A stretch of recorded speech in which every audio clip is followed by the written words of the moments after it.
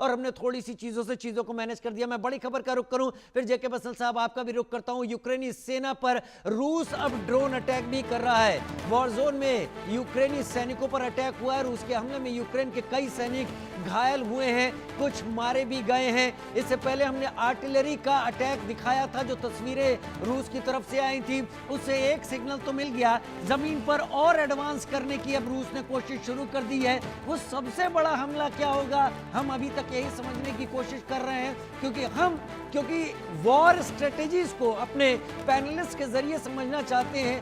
Putin ने अगर कहा मैं सबसे बड़ा हमला करूंगा, सुमित पीर ने उसको समझाया वो सबसे बड़ा हमला न केवल यूक्रेन होगा, वो वहां भी होगा जो यूक्रेन को ऐसी मदद दे रहे हैं, यानी मल्टीपल टारगेट सेट होंगे और उसमें उनको भी सबक दे दिया जाएगा जो यूक्रेन के पीछे हैं। जेके बंसल साहब मेरे साथ इस वक्त जुड़े हुए हैं, मेजर जनरल जेके बंसल। मेजर जनरल जेके बंसल, हम सब चर्चा कर रहे हैं, मैं अब सबसे बड़े हमले की बात नहीं करूंगा, लेकिन हम लगातार चर्चा कर रहे हैं कि यूक्रेन यूं ही ये सारी एक्टिविटी नहीं कर रहा, उसको पीछे से जो सपोर्ट मिल रहा है वो नाटो कंट्रीज का सपोर्ट है।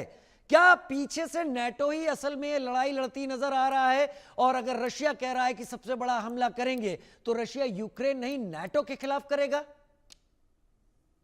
नमस्कार राजीव जी। नमस्कार सर। जनरल ब्रजेश कुमार ने बड़े ही सटीक तरीके से इसका विश्लेषण किया और बहुत सही जो है उन्होंने सटीक बताया है कि अभी जो है ना वो थक चुके हैं। और थकना जो है, जो रशिया भी एक्सपोज हो चुका है, वल्नरेबल हो चुका है। और जो ये लड़ाई है यूक्रेन ने रशिया के ग्राउंड रशिया में ले जाकर रशिया में खड़ी कर दी है। अब आप देखिए कि जिस तरह से हमले हो रहे हैं, और कोई ना, जब भी कोई अटैक होता है, रिटेलिएशन होता है, तो रिटेलिएशन से जब या बदले की बात कही जाती है, तो बदले की बात से जो रशिया है अपने नागरिकों को, अपनी संपत्ति को, अपने एसेट्स को तो नहीं बचा पाता ना। वहां तो बड़ी अनसर्टेनिटी है ना, इतने भय में रह रहा है, इतना एक सुपर पावर के पता नहीं कहाँ कब अटैक हो जाए। तो ये एक बहुत बड़ी बात होगी। और देखिए रशिया की इकोनॉमी ध्वस्त होती जा रही है। जब से प्रेसिडेंट पुतिन आए थे तो उन्होंने रशिया की इकोनॉमी को बहुत उबारा था, एक बढ़ता जा रहा था। अभी वो कम से कम भी 3 साल पीछे उनकी जो है, जो क्षमता है वो घट गई है हथियार बनाने की। और जहां तक इस चीज का सवाल है, जो बाकी कंट्री हैं, चाहे आप उसमें यूरोप के कंट्री हैं, यूके ले लीजिए, फ्रांस, जर्मनी, इनकी भी अपनी एक इंटेलिजेंस है। ऐसे इतना खतरा तो ये भी नहीं लेंगे। दिन वन से ही जो है ऐसे स्टेटमेंट आते थे रशिया की तरफ से कि जो यूके को बिल्कुल समुद्र में डुबा देंगे हम, बम मार देंगे, ये कर देंगे। लेकिन वो नहीं डर रहे हैं। कौन अपने आप को बर्बाद करना चाहता है? तो उनकी भी कोई शक्ति है, उनके अंदर में भी कोई स्ट्रेंथ है। और आर्टिकल 5 के अंदर में अगर किसी देश के ऊपर में एक अटैक होता है तो पूरा नेटो उसमें आ जाएगा।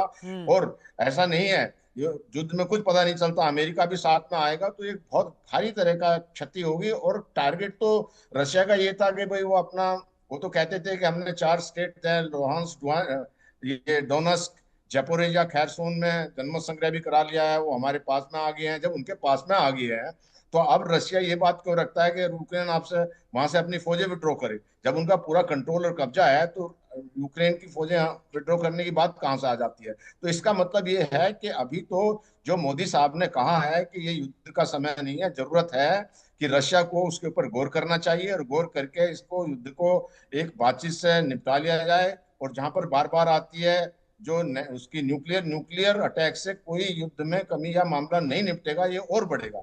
अब जहां तक न्यूक्लियर की बात होती है, न्यूक्लियर से क्या होता है कि उसमें हीट ब्लास्ट और रेडिएशन होता है। तो हीट और ब्लास्ट तो बाकी हथियार में भी होता है। रेडिएशन का इफेक्ट किसके ऊपर पड़ता है? रेडिएशन का इफेक्ट पड़ता है ह्यूमन के ऊपर। इसका मतलब अगर कोई न्यूक्लियर बॉम्ब छोड़ रहा है या न्यूक्लियर बॉम्ब की है, तो वो जनता को डिस्ट्रॉय कर रहा है, वो किसी के एसेट्स को डिस्ट्रॉय नहीं कर रहा। तो ये एक म्यूचुअली असिस्टेड डिस्ट्रक्शन है। इस तरह की सोच जो है एक रखना तो ठीक नहीं है। पूरे विश्व के, पूरे समाज के, पूरे मानव के लिए ये खतरनाक है। तो ऐसा सोचते हुए अभी जो है, ऐसी मुझे नहीं लगता कि न्यूक्लियर अटैक लेकिन आएगा। जेके लेकिन बंसल साहब, जब जंग इस हालात में पहुंच गई हो जैसा आप और मेजर जनरल ब्रजेश कुमार कह रहे हैं, तब कितना भी बड़ा कोई लीडर क्यों ना हो, वो आखिरी दांव इस्तेमाल करने की सोच लेता है, कंपेल हो जाता है, उसके खुद के थॉट्स उसको इशारा करते हैं और कई सारे प्रेशर्स भी आ जाते हैं। तब ये देखना होता है कि पेशेंस कितना है इस हथियार को इस्तेमाल करने ना करने का।